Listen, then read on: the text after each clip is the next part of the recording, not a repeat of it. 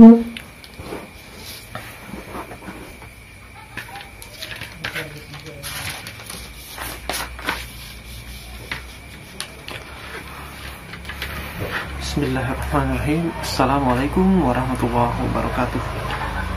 Baiklah, selamat malam dan salam sejahtera untuk kita semua. Baiklah, di kesempatan ini Bang Akbar akan membahas sedikit mengulas mengenai drainase. Nah, jadi jika dalam beberapa tahun terakhir kita melihat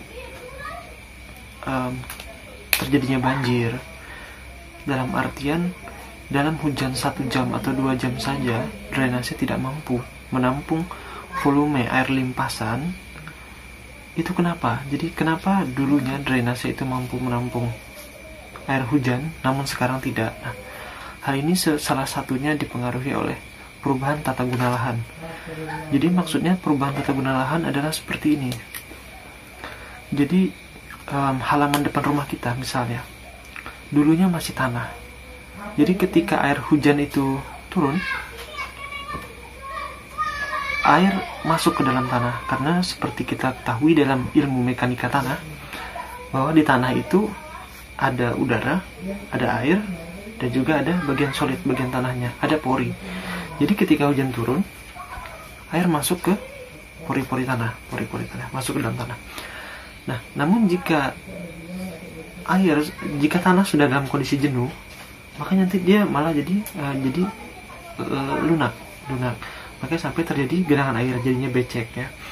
Nah, jadi dulunya adalah hutan atau rumput, halaman tanah, halaman berumput. Sekarang diganti dengan coran beton. Nah, ketika sudah berganti dengan coran beton, air limpasan yang jatuh benar-benar mengalir. Jadi misalkan tinggi hujannya 10 cm, 5 cm, itu benar-benar jatuh dan langsung dialirkan ke drainase sehingga volumenya meningkat. Nah, jadi perubahan tata guna lahan ini sangat berpengaruh terhadap volume air limpasan yang dialirkan ke drainase.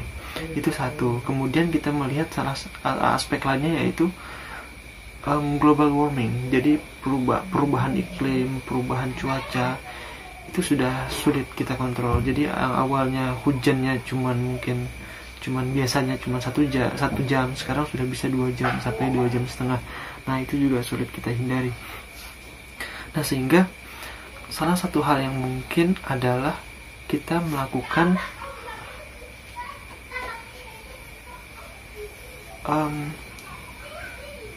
pembangunan drainase baru. Jadi drainase yang lama itu kita tingkatkan, kita lebih dalamkan atau kita lebih lebarkan, karena itulah keadaannya sekarang.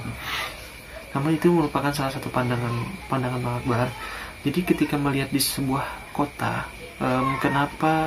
ada satu hal lagi, kenapa drainase terjadinya banjir setelah hujan. Jadi itu pola aliran air juga perlu kita perhatikan. Kadang-kadang pembangunan drainase itu tidak memperhatikan pola aliran air. Airnya turun ke sana, tapi drainasenya dibuat ke arah berlawanan. Nah, itu. Jadi semua hal itu perlu diterapkan.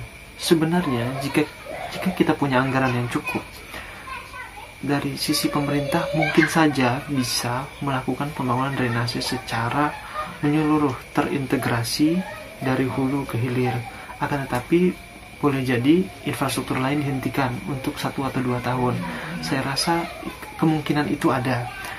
Tapi untuk memastikannya saya pun juga tidak bisa memastikan. Nah, akan tapi itu tadi perubahan tata guna lahan, perubahan iklim.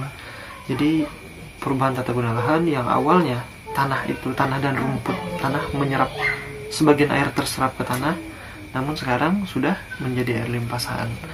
Nah, demikian dari Bang Akbar. Assalamualaikum warahmatullahi wabarakatuh.